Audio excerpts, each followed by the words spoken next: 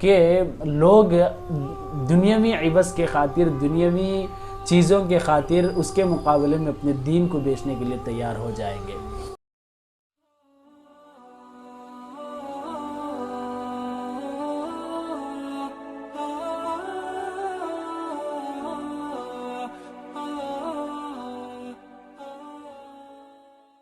السلام علیکم ورحمۃ اللہ وبرکاتہ۔ الحمدللہ رب العالمین والصلاة والسلام علی رسولہ الکریم، اما بعد فاعوذ باللہ من الشیطان الرجیم، بسم اللہ الرحمن الرحیم۔ ان الساعة لآتیۃ لا ریب فیہا ولکن اکثر الناس لا یؤمنون۔ محترم سامعین اکرام، قیامت قائم ہوگی، اس بات میں کوئی شک نہیں، لیکن اکثر لوگ قیامت پر ایمان نہیں لاتے۔ قیامت کے دن پر اگر ایمان رکھیں گے، اس وقت ہم اپنے دین کی حفاظت کر سکتے ہیں، اپنی ایمان کی حفاظت کر سکتے ہیں۔ اللہ تبارک تعالیٰ کے سامنے کھڑنا، حساب و کتاب، جنت و جہنم کے بارے میں اگر یقین نہ ہو تو انسان اپنے دین اور اپنے ایمان کو بیچنے کے لیے تیار ہو جاتا ہے۔ ایک تیسویں علامت اللہ کے رسول صلی اللہ علیہ وسلم نے یہی بیان کیا ہے کہ قیامت کے سامنے لوگ اپنے دین کو بیچ دیں گے، دین کی فروخت کریں گے، دین کو چھوٹے چھوٹے چیزوں کے لیے چھوڑ دیں گے۔ جیسا کہ انس رضی اللہ عنہ کی حدیث موجود ہے، ترمذی میں حدیث ہے، اللہ کے رسول صلی اللہ علیہ وسلم نے کہا کہ تکون بین یدی الساعۃ فتن کقطع اللیل المظلم، کہ قیامت کے سامنے فتنے اتنے زیادہ ہوں گے جتنے ایک تاریک رات ہوتی ہے کہ انسان اپنے آپ کو اس سے نکالنے کی کوشش کرے گا، مگر ہر طرف فتنے ہی فتنے ہوں گے کہ انسان اپنے آپ کو بچا نہیں سکتا۔ اللہ کے رسول نے کہا کہ وہ صبح مومن رہے گا، شام تک کافر ہو جائے گا، کوئی شام کو مومن رہے گا، صبح تک کافر ہو جائے گا۔ اس طرح فتنوں کی تعداد ہوگی، اتنی زیادہ ہوگی جو اس کی طرف جھانکے گا، فتنے اچک لیں گے اور فتنوں میں مبتلا ہو جائے گا، جس کی وجہ سے ایمان کی کمزوری اور ایمان کو چھوڑ دے گا۔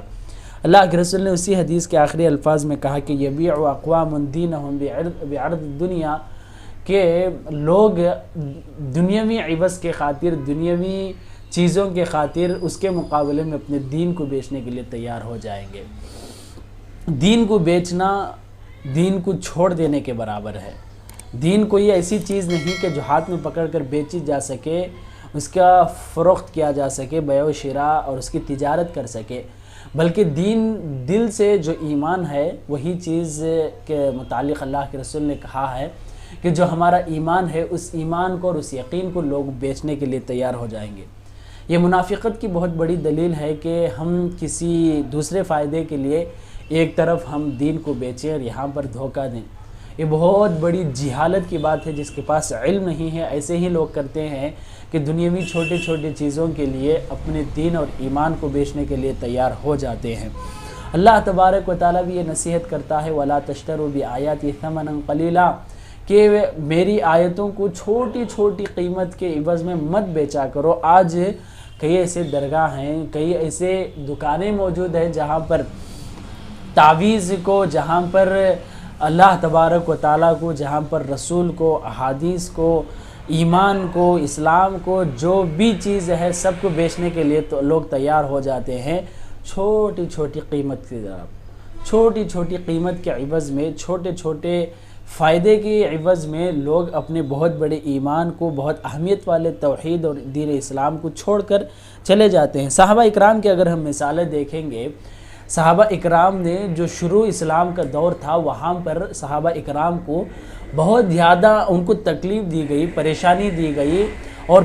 پریشانی کے وقت ان کو پوچھا جاتا تھا کہ اگر آپ اسلام چھوڑ دیں گے تو ہم آپ کو آزاد کر دیں گے اور آپ کو ہم خوشحال رکھیں گے، مگر انہوں نے کبھی دین کو نہیں چھوڑا، تکلیف کو برداشت کر لیا۔ کئی صحابہ کے پاس لوگوں نے مال کی بھی گزارش کی تھی، اور رسول اللہ صلی اللہ علیہ وسلم کے پاس بھی انہوں نے مال اور اچھے عورت کی بھی گزارش اور عہدے کی بھی گزارش کی تھی، مگر اللہ کے رسول نے کہا اگر آپ میرے ایک ہاتھ میں چاند اور ایک ہاتھ میں سورج بھی لا کر رکھ دیں، اس کے باوجود میں دین اسلام کی دعوت کو نہیں چھوڑوں گا۔ یہ ایمان تھا جو آج ہمارا ایمان کمزور ہوتا جا رہا ہے اور قیامت کے سامنے یہ مکمل کمزور ہو جائے گا۔ اچھا، لوگ کیوں ایمان کو بیچیں گے، کیوں اپنے دین کو چھوڑ دیں گے؟ چھوٹے چھوٹے فائدے ہیں جس کی وجہ سے لوگ اپنے ایمان کو بیچ دیں گے۔ پہلا سبب اور پہلی وجہ اور پہلا جو فائدہ ہے وہ مال کے فائدے کے لیے انسان اپنے دین کو بیچ دے گا، کہ کوئی کہے کہ ہم آپ کے لیے اتنا پیسہ دیں گے، آپ کرسچین ہو جائیں، آپ عیسائی ہو جائیں، آپ کو اتنا پیسہ دیں گے، آپ اس دین کی دعوت کو چھوڑ دیں، آپ اسلام کو چھوڑ کر اپنے اس جگہ پر آ کر کام کریں، تو باقاعدہ ان پیسوں کے عوض میں لوگ اپنے دین اور اسلام کو چھوڑ کر کے چلے جائیں گے۔ کوئی عہدے کے لیے چھوڑ دیتا ہے، کئی ایسے لوگوں کو میں جانتا ہوں اور لوگ دیکھتے بھی اور جانتے بھی ہوں گے جنہوں نے باقاعدہ قرآن و حدیث کو پڑھا سمجھا، توحید پر تھے، اس کے باوجود انہوں نے عہدے کے خاطر کسی اور مسلک، کسی اور مذہب کو انہوں نے اختیار کر لیا، جہاں پر ان کو عہدہ دیا گیا چند دنوں کے لیے اور اس کے بعد ڈھکیل دیا جاتا ہے۔ اس طرح پیسوں اور عہدوں کے لیے کوئی پناہ کے لیے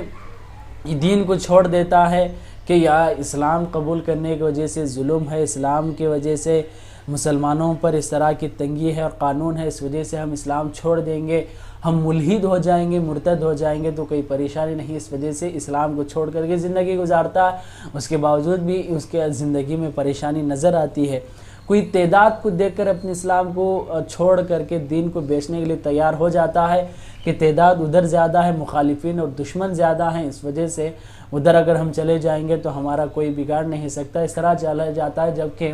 ایک نہ ایک دن موت آتی ہے اور قبر میں اور آخرت میں اللہ تعالیٰ کے سامنے انہیں کھڑا ہونا ہے۔